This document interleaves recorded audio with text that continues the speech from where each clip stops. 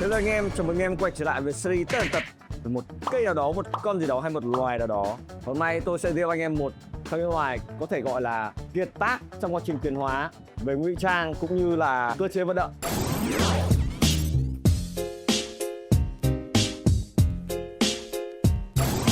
Đây, giới thiệu với anh em đây là thằn lằn đuôi thùy nhá. Úi rồi, đấy, em thấy không? Tí chạy mất. Tên ngọc là như này. Về đặc điểm nhận dạng nhá, ở trên người đó ấy thì có những cái vạch hay là những cái màu loang lổ nhá. Size kích thước trưởng thành của nó thì khoảng tầm từ 22 đến 25 cm. Đây con này được khoảng tầm 18 cm rồi.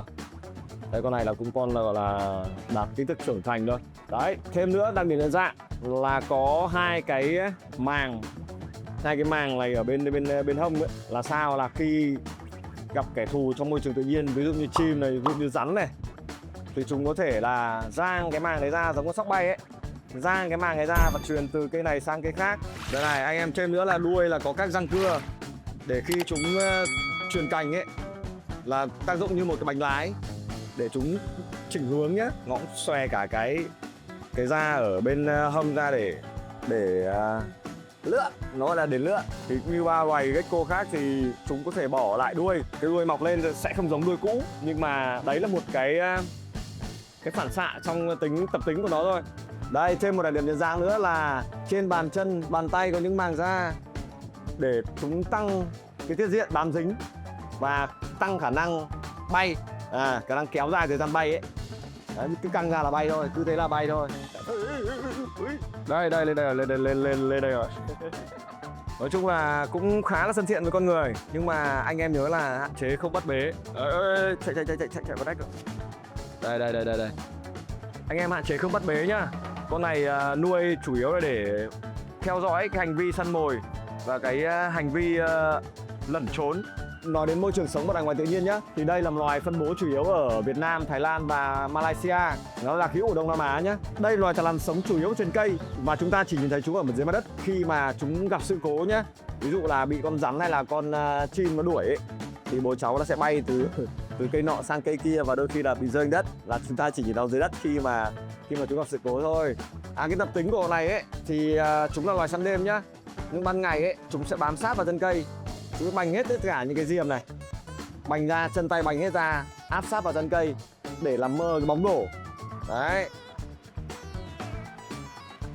Vào đi. Ôi kìa. Vào à? Đấy. Vào. Đấy, thấy chưa? Lên cây ngay. Đây, bố cháu đây. Đấy, nuôi một con bé tí xíu này tôi phải làm cảm cái bể cái tanh rất là cầu kỳ, rất là đẹp. Em thấy chưa? Đấy, bò lên đấy. Ôi rồi. Còn đi rơi rồi. Đây, sao này?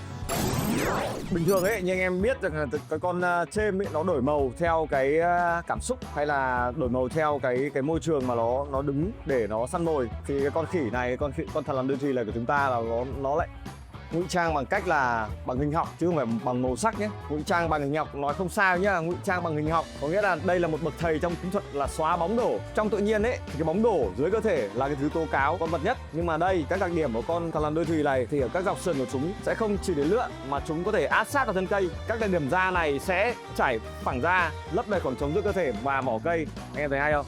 Nó trải phẳng da và lấp đầy khoảng trống cơ thể giữa nó và vỏ cây, kết quả là bóng đổ bị triệt tiêu hoàn toàn. Cái động vật đi săn nó ấy sẽ không nhìn thấy nó và tưởng nó là cái mấu của cái thân cây thôi, chứ không phải là con thằn lằn của chúng ta. Cái sự thay đổi màu sắc theo cảm xúc và nhiệt độ, khi đang thư giãn ở nhiệt độ lý tưởng thì chúng có thể sáng màu vào hoa văn rõ nét nhé. Còn khi bị stress, đi săn hoặc nhiệt độ giảm, chúng có thể chuyển sang màu nâu hoặc màu sẫm. Khả năng điều chỉnh này tinh tế đến mức là bạn có thể nhìn thấy chúng trên một khúc gỗ rêu nhé. Chúng ta có thể đặt nó trên một khúc gỗ rêu và chúng ta có thể quan sát được những cái đốm mờ nhạt đó trên da của chúng. Và đây là một loài thằn lằn làm đôi mắt không bao giờ nhắm vì chúng không có mí mắt, thì chúng có cái cơ chế làm sạch mắt bằng lưỡi. Con này là không bấm mắt, không bao giờ nhắm. Đào sâu hơn về cái cơ chế phanh khi hạ cánh, lượn từ trên cao xuống, chúng không chỉ rơi tự do mà ngay khi chúng chạm vào thân cây, chúng sẽ thực hiện động tác là ngửa người ra và xòe bốn chân cùng các màng da. Hành động này tạo ra lực cản tối đa không khí và đóng một vai trò như một chiếc dù giúp chúng tiếp xúc bề mặt thẳng đứng một cách cực kỳ êm ái, gần như không phát ra tiếng động để tránh dễ bị kẻ thù phát hiện. Khi bị đe dọa là chúng hay kêu tặc, và đôi khi là cái tiếng kêu tặc đấy là một phương thức giao tiếp trong cái môi trường rừng giữa các con với nhau.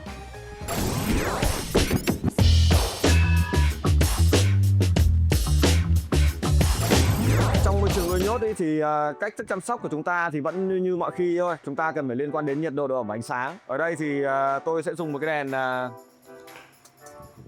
phát nhiệt UVA và UV tổng hợp. Ánh sáng chúng ta cần bật 8 tiếng một ngày thì để cho chúng nó cái quá trình sinh học như là ngoài tự nhiên đấy. Và nhiệt độ bò này sẽ thích hợp ở nhiệt độ mát từ 24 đến 29 độ. Còn độ ẩm thì bò này cũng là loài cần nhiệt độ ẩm cao nhá. Ẩm khoảng tầm là từ 70 đến 85% ẩm. Thế nên là tôi cần xét một cái bể là có thác nước, tăng cái độ ẩm của chuồng để cho chúng có một sinh cảnh tối ưu nhất. Cái thức ăn chủ yếu của bò này ở trong môi trường nuôi nhốt ấy thì chúng ăn chủ yếu là sâu, dế, rán nhỏ. Còn ở ngoài tự nhiên thì chúng sẽ ăn những con sâu bướm này, những con côn trùng nhỏ. Và cái vai trò của nó trong hệ sinh thái là rất quan trọng nhé, cân bằng hệ sinh thái rừng, vì chúng làm kìm hãm cái sự phát triển quá rộng của côn trùng gây hại. Nó cũng là một mắt xích trong cái chuỗi thức ăn nối giữa một loài nhỏ hơn và loài lớn hơn. Nhưng mà cái loài này chủ yếu là dành cho những người là thích nhìn ngắm và không thích tương tác nhiều. Để nói đến độ tương tác thì đây, con này là tôi nuôi khá lâu rồi thì tôi mới cầm được như này. Nhưng mà nếu mà anh em mà mới nuôi ấy, thì nó sẽ cắn và nó chạy rất là nhanh. Với con này bây giờ tôi thả đây ra là không chạy. Đấy, thả đây ra không chạy. Huấn luyện là chơi với người được rồi. Đây, diềm bay này, diềm này. Em thấy tập bay chưa? Giỏi bay này. Quá. Quá. Đấy, bay thấy bay chưa? Diềm đấy. Đấy, đấy diềm ra này, bay này. Đấy, về tương tác thì anh em không nên tương tác nhiều với nó. Tại vì nếu mà anh em tương tác nhiều với nó là nó sẽ stress và bỏ ăn đấy. Bỏ ăn là mệt lắm, dưỡng lại rất là mệt.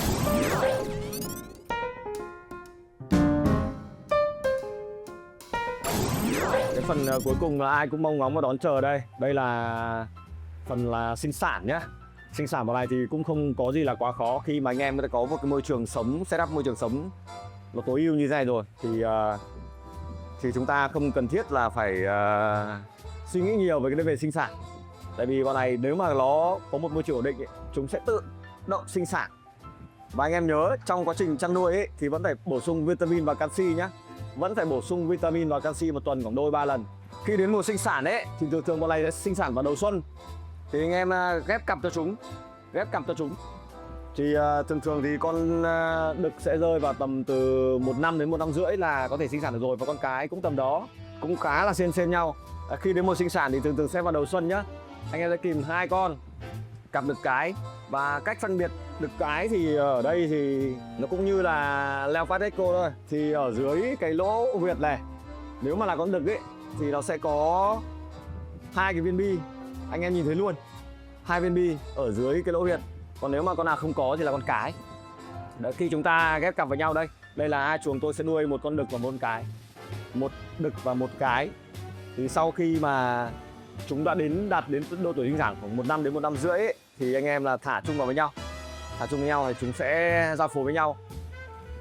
Trước khi giao phối ấy, thì anh em cần phải có một ống tre nhé. Anh em cần phải có ống tre. Thì đây là một loài sinh sản là nó có một cái chất nhầy tự nhiên trong trứng. Và trứng sẽ bám vào cái ống tre đấy, hoặc là bám vào cái thân cây hoặc là cái cành cây nào đó.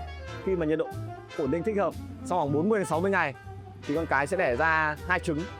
Một lần thì sẽ đẻ khoảng 2 trứng thôi, cũng như tắc kè. Và một năm thì chúng sẽ đẻ khoảng tầm 4 đến 6 lần. Thì trung bình là một mùa thì chúng ta có thể khai thác được từ 8 đến 12 trứng. Đấy, cứ nhân lên 8 đến 12 trứng. Thì nếu mà anh em nào mà cẩn thận hơn thì anh em có máy ấp. Khi anh em đặt ống tre vào đó thì con cái nó sẽ đẻ lên cái ống tre đó. Và anh em cầm nguyên cả ống tre đấy đặt vào máy ấp. Thì cái nhiệt độ ấp của con này rơi vào từ 24 đến 29 độ. Và sau khoảng 40 đến 60 ngày thì con non sẽ nở. Cách chăm sóc con non là khi mà anh em thấy con non nở ra rồi thì anh em cần bắt ra những hộp nhỏ cách ly để chăm sóc con non. Thì con non thường con non rất là bé. Con non rất là bé. Thì cái thức ăn của con non sẽ là những con dế nhỏ. Những con dế nhỏ nhá. Con dế nhỏ. Thì anh em cần tìm những cái thức ăn vừa mồm cho nó. Thì sau khoảng một thời gian khoảng 2-3 tháng thì khi mà nó to lên ấy thì em lại thả ngược lại cái môi trường sống chuẩn của nó như này. Chỉ khó cái lúc mà nó từ con trứng nở ra con non thôi. Khi đặt lên xe chung thì nó cũng khá là khỏe rồi. Anh em không cần phải nghĩ nhiều. Vừa rồi là toàn bộ quá trình review tất tần tật về cái loài thằn lằn đuôi chùy này của Việt Nam. và phân bố ở những cái vùng lân cận như Thái Lan với cả Malaysia nhé. Tóm lại đây là một loài thằn lằn cũng không dễ nuôi đâu nhá, vì cái môi trường của chúng cũng khá là cầu kỳ. Thế nên là tôi không khuyên anh em nuôi, vì con này là không thích tương tác nhiều, tại vì chúng là loài ẩn nấp mà. Vừa rồi là toàn bộ quá trình review tất tật về các loài thằn lằn đuôi chùy này. Anh em nếu mà có thích tôi review về con nào ấy thì anh em comment bên dưới để tôi và cả ekip có thể chuẩn bị quân tư trang để review cho anh em. Và tôi là Nghĩa Xù, phóng viên nội trú tại OG Animal. Xin chào và hẹn gặp lại.